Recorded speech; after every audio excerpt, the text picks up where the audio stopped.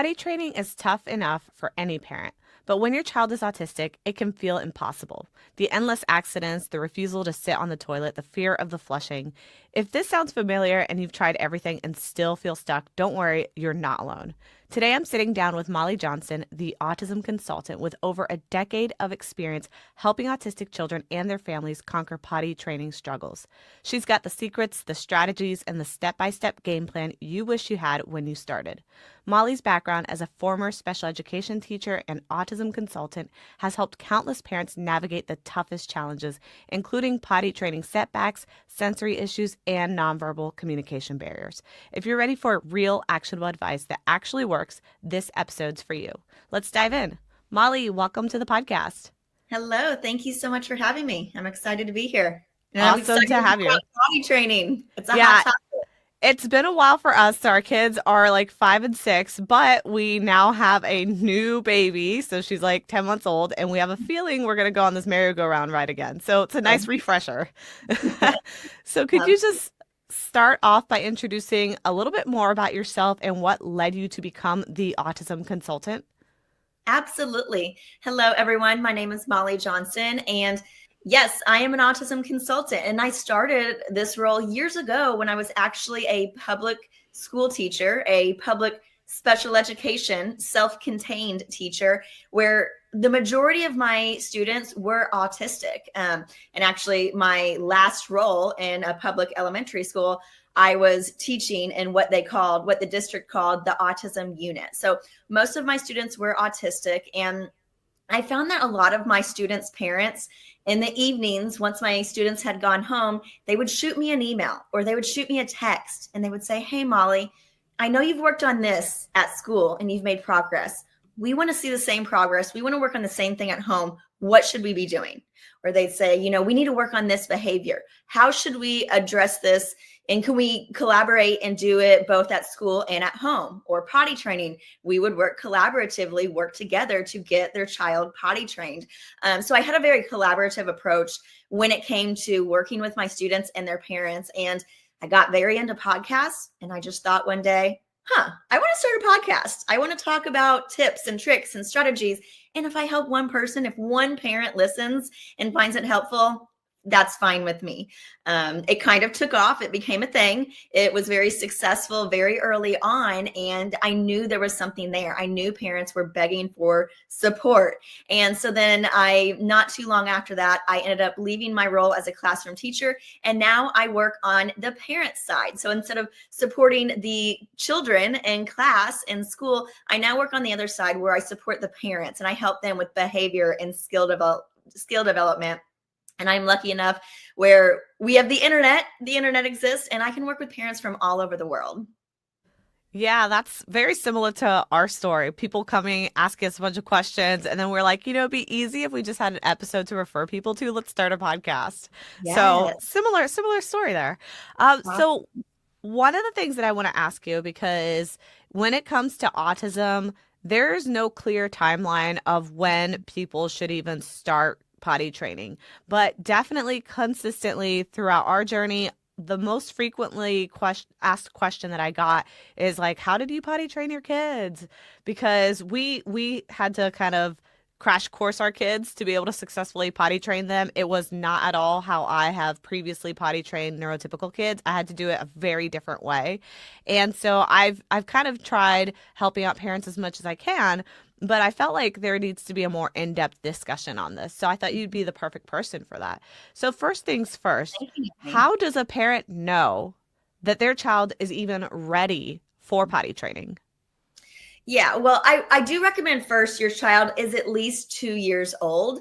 And then there are a few things you want to look for. So I would look for that child's ability to imitate, to copy mom or dad, to copy what's going on in the home, actions, behaviors. And I don't want parents jumping through hoops trying to test this out. It's not that complicated. It is as simple as standing in front of your child and touching your nose and encouraging them to copy you. Or it's standing in front of a mirror and jumping up like a frog and encouraging your child to copy you. Or if there's some toy that they enjoy playing with and you take that toy and let's say it's a toy car, and you roll it back and forth and then give it to them and then encourage them. If they can copy you, if they can imitate you, that is a great sign, because children learn new skills through model and imitation, meaning they see a model over and over and over again until they get to the point where they feel comfortable and familiar enough to imitate, to attempt copying it on their own. So I would look for that. I would also look for your child's ability to follow very, very simple one-step directions. Because if you think about potty training, so a lot of people just think, oh, it's one skill. Potty training is one thing, or maybe they think two things: peeing in the toilet or pooping in the toilet. And it's not. It's actually a series of really, really small skills all packed in one. And so I go through this approach where we teach one skill at a time. We don't throw all of these new expectations all at once at a child. And so I want that child to be able to follow very small one-step directions, because that's what you're going to be asking them to do during the potty training process. So those are my 3 things that I recommend for parents. They're 2 years old. They are able to imitate very easy, very simple actions, and they're able to follow very simple one-step directions. So another thing that we kind of run into in this potty training process, let's say that we're able to, find out that, okay, I think my kid is ready, and then you go to start this process. Sometimes the issue is also that there's other chefs in the kitchen. So maybe you have family members or whoever that are like, oh, this is what worked for my kid. And they don't quite understand that autistic kids don't necessarily learn how to potty train the same way as neurotypical kids, especially if they're nonverbal or have additional challenges. So why do you feel that potty training is often more challenging for autistic children compared to neurotypical children? Like, what makes that experience different? Yeah, so there are just naturally a few more barriers that we have to work through, and we have to make sure we have a solid plan to address those barriers. And I'm sure by now, if you're at the point where you're wanting to potty train your autistic child, you have heard, not only when it comes to potty training, but maybe when it's coming to your child's behavior or anything with school or anything medical wise, you've had probably a lot of input from the people around you. People are just naturally nosy and, give their opinions and their 2 cents. And parents are probably used to by now just kind of shutting that information out and just staying in their lane and doing what's right for their child. So I'm sure they're kind of used to that by now.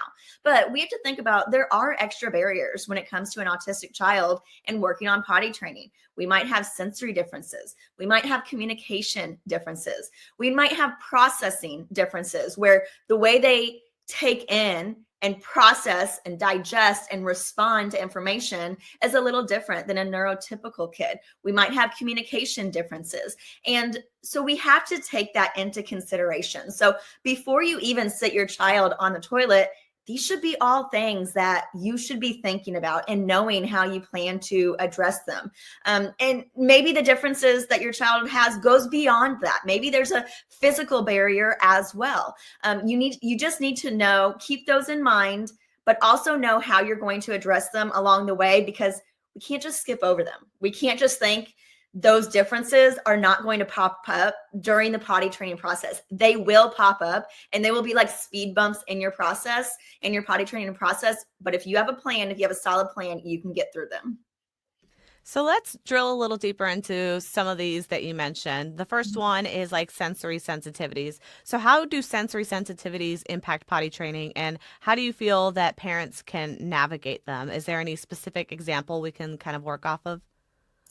So there are a million different ways that sensory differences can show up with each child. It looks so different from one to the next. So just because I talk about these examples, don't think your child fits in the box. And then also your child might have completely different experiences when you start the process, because again, I don't like fitting every child in the same box. So you might have sensory differences. Let's say it is something like, water. Let's say your child's very resistant to water. Well, you might automatically think, oh, well, the actual peeing and pooping on the toilet, that won't make a big difference because they really don't interact with water. So we're going to have issues with hand washing.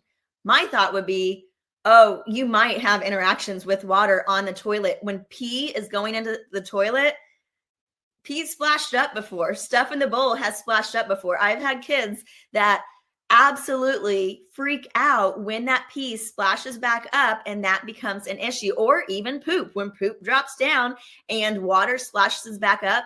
If that child has a very big sensory difference when it comes to engaging with water and they really resist it and they really dislike that feeling on their skin, that could be a problem moving forward. So you could do something as simple as take some extra toilet paper off the roll and put it in the bowl before your child starts peeing or pooping. For a little bit, that toilet paper will float on top of the water, and it can kind of help some of that from splashing up. Now, if we're sitting there for 10 minutes and the child still hasn't gone, that toilet paper is probably sinking to the bottom by that point. So it's not a magic pill, quick fix, going to work every single time, but that is one little modification you can make. Also, let's think about, think about toilet paper again. That feeling. So if you think about before you start potty training, your child has used wet wipes, most likely down there on their private areas, and they're used to that feeling. Maybe the wet wipes almost feel like they glide against the skin a little easier than toilet paper. I've met a lot of parents whose kids are very resistant to wiping with toilet paper. They dislike the feeling. They maybe feel like it is sandpaper going against their private areas, and that does not feel good. And that could completely ruin all of the progress you've made with potty training because they are so fearful of feeling that again that they don't even want to go sit on the toilet again because they're scared they're going to feel that sensation again. So maybe if you find that your child really dislikes that feeling of the toilet paper touching their skin, touching their body, maybe you stick to those wet wipes and you have a trash can next to your toilet and you make that really simple change of letting them wipe with that wet wipe and tossing it in the trash next to the toilet. Your child can still 100% be successful with peeing and pooping on the toilet and not ever have to interact with toilet paper. So you probably know some of your child's sensory differences. It could even be sound. Maybe, if you think about a bathroom, I think about my house. We just moved into a new house and all of the bathrooms, they just feel so echoey. And it's probably because we have very few things in the bathroom and the bathroom floors are tile and it's so echoey. So for a child where they hear something and they're so sensitive to sound, everything is perceived as so much louder than it actually is. I have had kids who they don't even like hearing the sound of their own pee. So maybe they need to wear headphones, or maybe they need to have headphones that are connected to something playing music to really, really drown out what they're hearing or what the sounds are in their environment. So those are just a few examples. But like I said, you probably have somewhat of an understanding of what sensory differences your child does have. So keep that in mind and think about, how can I be creative? What is the workaround for this? Because there's always a solution. There's always an answer. Everything is figure outable. We just have to get creative sometimes. And I think this is why it's really important to have team members and have people who you can talk with and collaborate with, because each of us only know so much. Each of us only have so many ideas in our brain, and talking back and forth to other people, that's when we get other ideas in the room. So definitely use your team to your advantage. If you do find that sensory differences are popping up and you have no idea how to battle these and keep moving forward, use your I definitely think that, like, you made a really valid point when it comes to kind of making sure that you tailor it to each specific kid's needs. Because, like, my kids, when we were potty training, one of them was like super sensory averse, hated being wet. She would freeze up and tense. And then the other one was like a water baby. And it's like, oh no, she's going to play with the toilet water and like all that stuff. So you really do have to pay attention to your specific kids' like sensory issues and kind of tailor it to that. So Absolutely. And it goes back to what I've said several times. We can lay out this perfect potty training plan, but not every child fits in that box. And that's why you need to collaborate with somebody and talk about those differences and how to move forward. So absolutely, I agree. So, in terms of starting the process, so we know we went through readiness and finding out like if they're ready. We look through kind of checking out their sensory profile, what would work for them or not work for them, trial and error. How do parents start the process though? Like, do you recommend just going in and just sitting them on the toilet right away? Is there some sort of like transition process between diapers to sitting on the potty? Like, what do you recommend? So no, I do not recommend just deciding that today's the day and sitting a child on the toilet. I think if you are doing that, you're probably going in without a plan. You're probably just going with the flow and you're just hoping for the best and you're just hoping that pee is going to magically make it in the toilet. So no, I would not recommend that. And if we think about what we're doing, we are making a very big change in this child's life and it directly impacts them. And for years, let's say this child is 4 years old that you're going to potty train. So for 4 years, this child has relieved themselves one certain way. They have peed and pooped one certain way. And then one day we're basically saying, just kidding, we're changing the rules of the game. Now you relieve yourself this way. That is scary to an autistic child. We know that autism and changes, especially really abrupt changes, do not go hand in hand. They do not mix well together. So we need to keep that in mind. There needs to be a period of time where you are prepping the child. You're getting them ready for what's to come. You should spend a lot of time working on exposure. Expose your child to all of the different skills and actions that go into using the toilet. If you decide you're going to start soon, every single time you go to the bathroom, take your child with you. My daughter, she is only 21 months, but we're starting somewhat soon in the near future. And so every single time, she's not autistic, but every single time I go to the bathroom, I am taking her with me. Why? Because I want her to know that I am comfortable and I'm okay sitting on the toilet. I want her to see that in my face. I want her to hear the sound when I'm peeing. I want her to realize that something's happening. I want her to hear the sound of the flushing. I want her to see the action of pulling up and down my pants. I want her to see my face afterwards and I want her to know I'm relieved, I'm okay, I'm happy, things were flushed away forever. And I'm okay afterwards. So there needs to be a period of time where we work on exposure because right now, peeing and pooping on the toilet is unfamiliar to your child. It's not normal to them. Right now, they're going in their diaper or their pull-up, and the circumstances don't matter right now. They can go whenever they want. They can go wherever they want. They don't have to stop their favorite game to walk away to go to the bathroom. They don't have to walk away from a favorite TV show and be worried they're going to miss out on something. Right now, they just go then and there and they're fine and somebody else cleans them up. So we have to prepare that child for many transitions in and out of the bathroom throughout the day. And that's why I don't want you just taking your child once a day to the bathroom with you when you go. No, get them used to several times a day. We are transitioning in and out of this room. And I think about my child, my daughter, again, if I think about how many times she's in the bathroom outside of potty training, none really besides the bath time. And so she's not used to constant, continuous transitions in and out of that room. So now I'm making it a point to do that, to walk away from something, to go into this bathroom and come back out.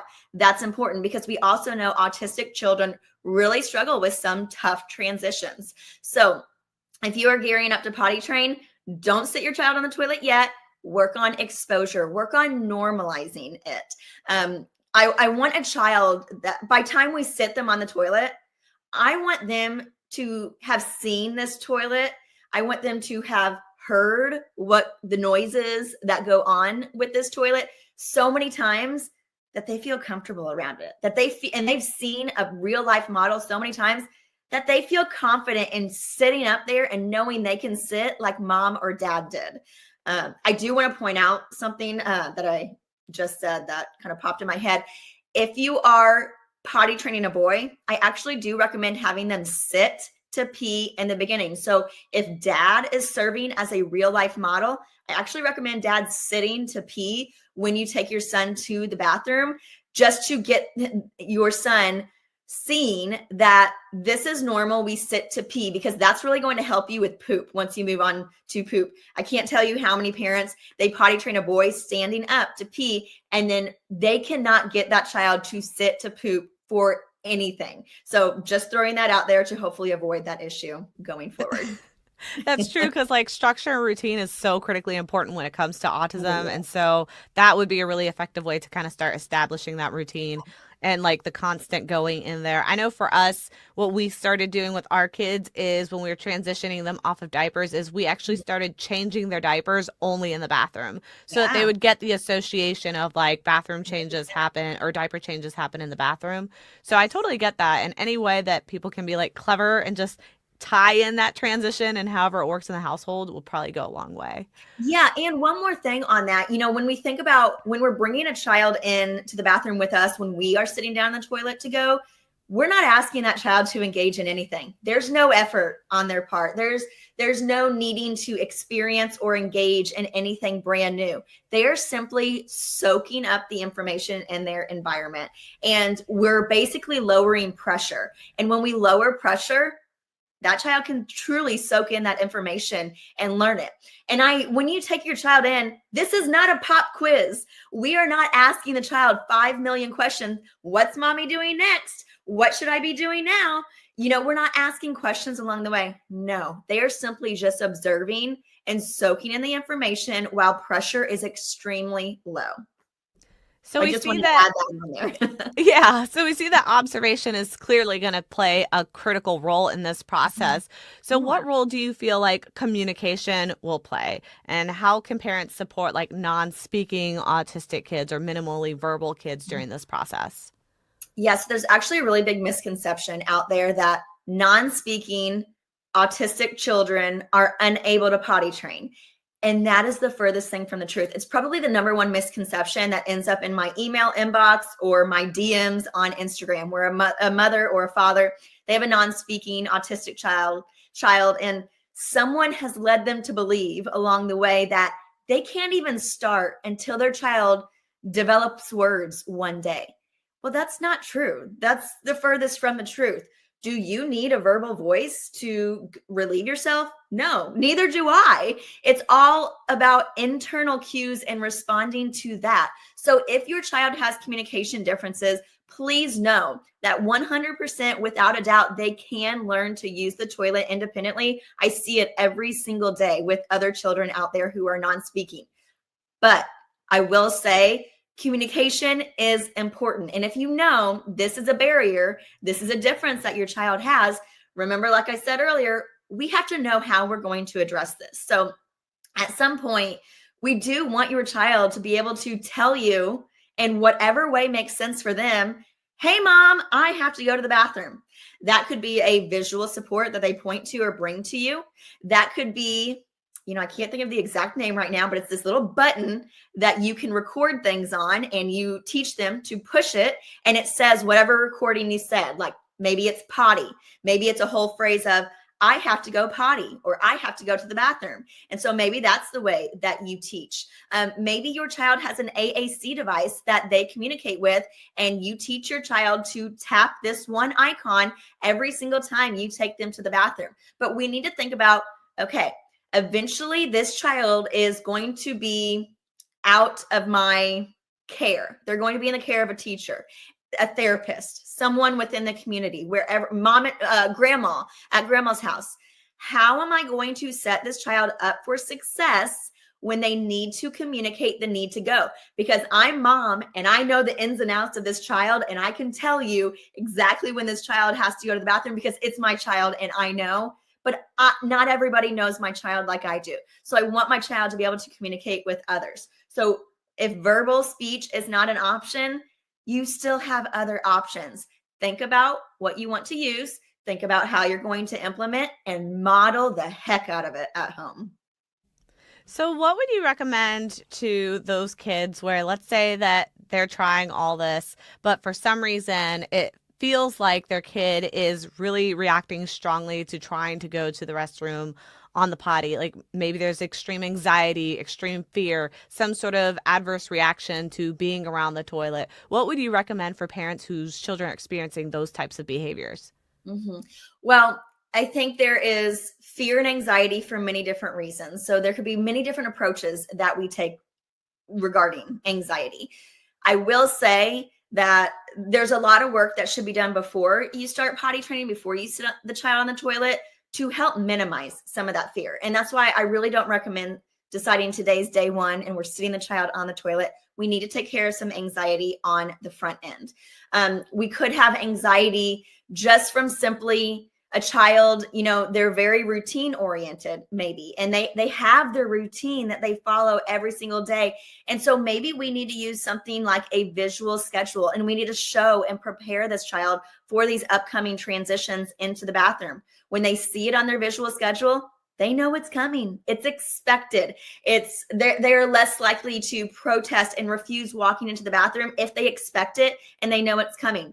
But more importantly, they also can see on their visual schedule that it's ending too. They can see that, yes, I have to go into the bathroom, but that comes to an end and I get to move on to XYZ activity afterwards as well. And that can be very, very helpful for any child that is considered to be time blind.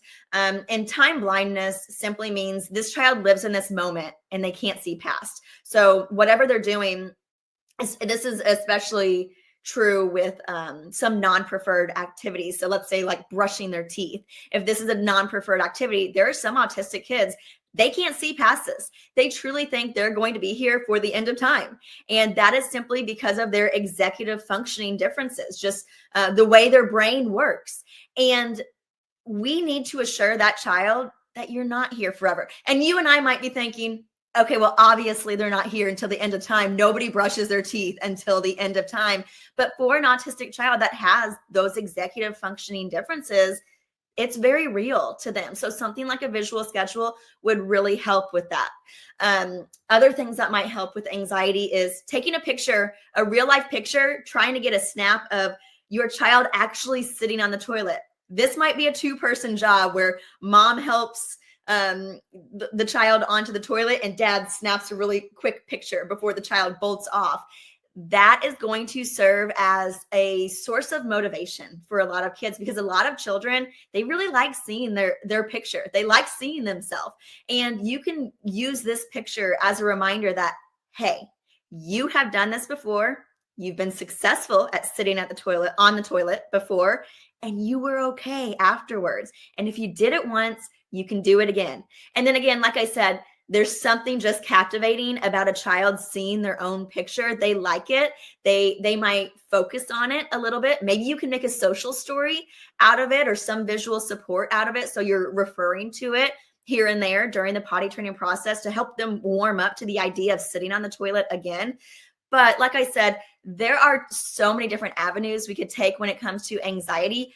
But if you see that anxiety, we need to try to address it. Again, this is where your team comes in handy. You probably have teachers on your team, therapists, doctors. I, as an autism consultant, I'm a team member for many families. Use your team to your advantage and say, hey, when you see heightened anxiety in Johnny at therapy, what do you do? What strategies have worked in the past? And how can I incorporate that into my potty training process at home? I think it's so funny when you talk about time blindness. I even saw a little smirk from Matt because one of the quotes that we get from our middle child is, "But it takes forever." That's like her catchphrase. Everything. Go brush your teeth. Go use this. But it takes forever. So that's just like, yep, I could definitely relate to that one. And I actually get a lot of pushback about that one from parents, because even though I pointed out, we don't stay here forever brushing our teeth until the end of time. That's what parents usually say back to me. They'll be like, okay, but we do this every single day and it comes to an end. There's a close to this activity every single day. But I'm like, but you don't get it. For your child, I promise you, it is so real. They truly, honestly believe that they're going to be stuck here for much longer than it feels like for you and I to sit there and watch a child brush their teeth. Yeah, it's kind of adorable at the same time. But Yeah. what is some advice that you would give to parents that maybe their child is either constipated or they had some sort of bad experience one time? This actually happened when our kids were potty training. We got them potty trained. It took a little bit. We got them potty trained, but then one of them got constipated, and once they experienced the pain associated with that, they started withholding, which then just made the problem worse. And Right. then the next time they had a bowel movement, it was painful. So then they developed like this fear or phobia of like using the toilet. So, what would you recommend for like phobias that kind of develop in that way and how parents can tackle something like that? Yeah, so I actually do recommend that constipation is kind of taken care of before you start potty training to begin with. So maybe this means working with your physician. Maybe this means working with a dietitian. I do consider constipation to be a medical issue. I'm not a medical provider. I'm not. I won't claim to be, and I won't help you with any medical issues. But what I will say is a child should be having regular bowel movements before you even start potty training, because how can you practice something that isn't happening? If a child isn't pooping, you can't practice it. So we want to make sure that is taken care of. You've worked with the right people on your team to make sure that's taken care of. I would also highly recommend that whatever works for your child for addressing anxiety, you continue to do that throughout the entire potty training process, because anxiety and constipation often go hand in hand. Yes, it is a medical issue, and yes, it has a lot to do with diet, but it also can have a lot to do with anxiety as well. There is a very real brain gut connection. And so we need to make sure we are helping with anxiety. And then also, I recommend a lot of movement. Get your child's body moving. That is going to help push things along. It's going to help battle some constipation. And it could help prevent some constipation, even if your child is not constipated. So I do recommend, I'm going to go back again and say, if your child is constipated, I wouldn't quite start yet. And I would explore speaking to some people who could be on your team or maybe are on your team, like your pediatrician, and just say, hey, how are other kids battling constipation? How can I get my son or daughter going to the bathroom, having a bowel movement on a regular basis? Because again, if they're not pooping, we can't practice pooping on the toilet. Yeah, definitely. That's a big team process because it could be sensory related, it could be a medical condition, it could be all sorts of things. Right. So yeah, Yeah. that's always the hardest part. And I do want to point out that, yeah, maybe you do need to get new foods and into their diet, and you need to work on their diet, because I know selective eating and autism, they go hand in hand. It's a very real thing for a lot of parents of autistic children. And so there is an account on Instagram, or there's a podcast as well. Her name is Autism Dietitian. Her real name is Britton Coleman. She's wonderful. She helps parents of autistic children with selective eating. So maybe for some parents, just browsing at that Instagram page and seeing different ideas of how to introduce new foods, how to get new nutrients into your child's diet, maybe just browsing at that Instagram is your start, just to get some ideas. Yeah, she's on our list. Maybe we can get her to join sometime. You should. Yes, I collaborate with her all the time. She's one of my dear friends. Awesome. So we'll have to start wrapping up here. So I want to make sure that I ask some more positive leaning questions because a lot of these have been, all the things that can go wrong with potty training. So let's talk about some of the positive things. Let's say that you're potty training and you see that one day your kid actually does, they successfully have a bowel movement or whatever it may be. How do we kind of encourage that? How do we celebrate the small successes to really help them continue to reinforce that sort of behavior without being, I guess, overly aggressive about it? Right. So think about your child. Not every child loves praise and loves attention when it comes to things. I've had many kids that I work with that they just do the deed and move on, and they don't want recognition for it. So if that's your child, what I'm about to say does not apply to you. So I do recommend and encourage parents to have some way to reinforce and reward those good positive steps forward every time we move the needle forward. So think about if you want to use a reward system to your child. So you and I, us adults, we are internally motivated to go sit on the toilet, to pee, and to poop. We know it's more socially acceptable to go in the toilet than to just go on ourselves. It doesn't stink. We don't stink if we don't have an accident. We go in the toilet. We have no mess to clean up. We know it feels good to relieve ourselves. So you and I are internally motivated. But for a child who is maybe 3, 4, 5, 6, they're not going to sit there and think, oh, I'm motivated because I know it's socially acceptable to go sit on the toilet. Probably not. So they might need an extra motivator to help them get them over the hump. Kids, when we ask them to engage in something new, they're probably thinking, okay, what's in it for me? So we want to show a child, we're so proud that you tried something new. We're so proud that you were successful.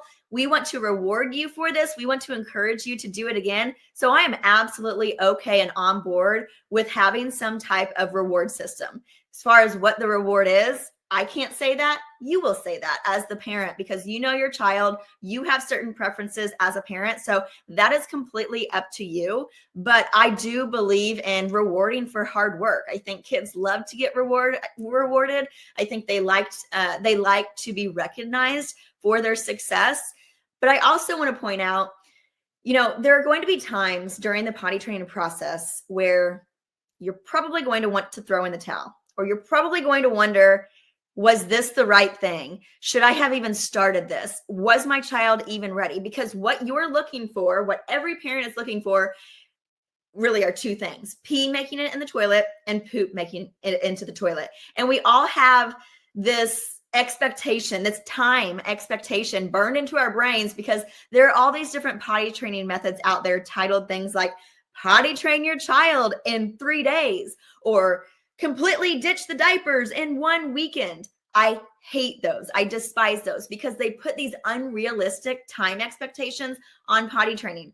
And then a parent is X amount of days into potty training and they don't have a child peeing and pooping on the toilet and they're discouraged. They're thinking, maybe my child wasn't ready. Maybe I did something wrong. What is my child doing wrong? Maybe they don't have the ability to learn something new. When all of that is probably not the case at all, we're just putting this unrealistic time expectation on this brand new skill, which again is a series of a ton of smaller skills. So I want you to take that timeline out of your brain, throw it away forever. And then I also want parents to have a little notebook, write down wins along the way. If your child transitions into the bathroom, that's a win. If they sit on the toilet, even if they don't pee, that's a win. If they even just drop the toilet paper in the toilet, that is a win. If you see them have this like little dance or any behavior as a response to having a full bladder, that is a win. They recognize that full sensation. Write those down because there are going to be days where you need to reflect on that and see, holy cow, we are moving the needle forward. We are making progress. I absolutely love that. We're big fans of celebrating every small win because every win is a big win to us. And totally agree on your timeline. We actually took 2 full weeks off during Christmas break just to potty train, and we didn't leave the house. We're like, we're going to do this. We're going to get this done. Yeah. So I want to ask you before we wrap up, I ask everybody who guests on the show this question. Our podcast is called Embracing Autism. And what does the concept or the idea of embracing autism mean to you personally? Yeah, embracing autism, I think that means knowing there are differences, accepting those differences, and knowing there are solutions and ways to support those differences as well. I know personally in my experience working with parents, I just have so many parents who come to me who truly doubt their child's ability to do XYZ skill or behavior because somebody out there has put it in their head that autism equals not learning this new skill. And I am working every single day to change that parent's mind and to prove to them that their child can, prove to them that we can get through any single barrier. And we might have a different route to get there, but by golly, we're still getting there. Thank you so much. Where can our listeners find you? You have a website, social media presence? Yes, absolutely. So I spend the most amount of time on Instagram and my podcast. I have a free podcast as well. So if you just look up the Autism Consultant on both Instagram and wherever you listen to podcasts, you will find me there. And then your website, is that just the same thing? It is theautismconsultant.us. So you can find me Awesome. there and you can find more information about potty training. Awesome. Well, Molly, thank you so much for sharing your expertise and giving parents the tools they really need to navigate potty training with confidence. I know that a lot of my listeners are going to walk away from this feeling more prepared, more hopeful. And to all the parents out there listening, just remember potty training is a journey. It's not easy. It'll definitely give you some laughs. Enjoy those moments because we certainly do. And of course, it's not a race. So if you found today's episode helpful, don't forget to subscribe, leave a review, and share this with another autism parent who could really use this advice. Thank you again, Molly, for being here and for all the work you do to support the autism community. And thanks to everyone tuning in. Keep embracing autism. We'll see y'all next episode. Bye. Bye. Thank you.